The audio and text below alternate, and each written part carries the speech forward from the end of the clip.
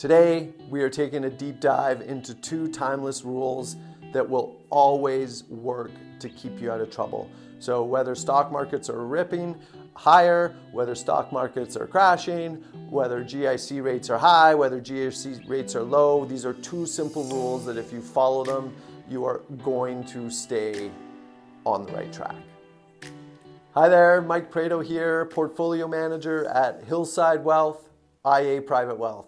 And today we're here to talk to you about GICs, high interest savings accounts, when to use them, when not to use them, and some, timeless rules as to kind of how to keep you out of trouble when it comes to this. So a couple of really simple rules are going to be never invest short-term money. So money that you need in the short term should never be invested in the stock market. That is something that you should never do, no matter how good the market's doing or how bad the market's doing. And then on the flip side of that same coin, never have long-term money, so that's money that you need in the long term, invested in GICs or high interest savings accounts. So the reason for this is simple, and I'll give you a really quick example. We have a client, she wants to realize a dream.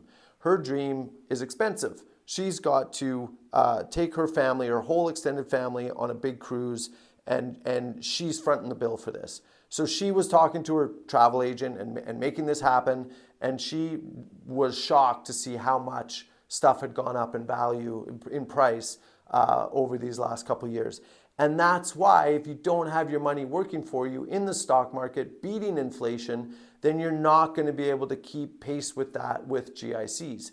So this dirty little secret about GICs is they're designed to just keep pace, if not come just a little bit under inflation.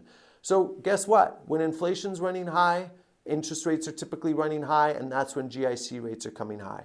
So even though it's a 5% GIC that you can get right now, the real reason for that is because inflation's running just under that. So after you pay your taxes and right, because remember, interest income, GICs produce interest income, that's 100% taxable. So by the time you pay your tax, you're actually losing to inflation.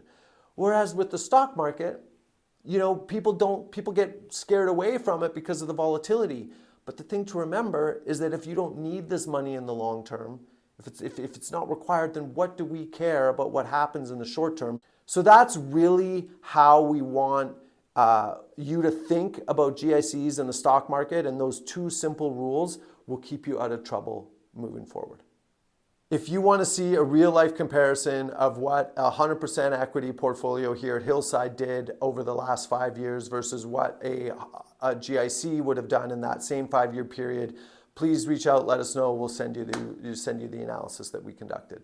And of course, if you'd like to learn more about what it's like to be part of the Hillside family, we'd happily send you our newsletter. Please feel free to visit hillsidewealth.ca and sign up for our Informed Investor. Thank you so much, and pleasure as always, and have a great rest of your day.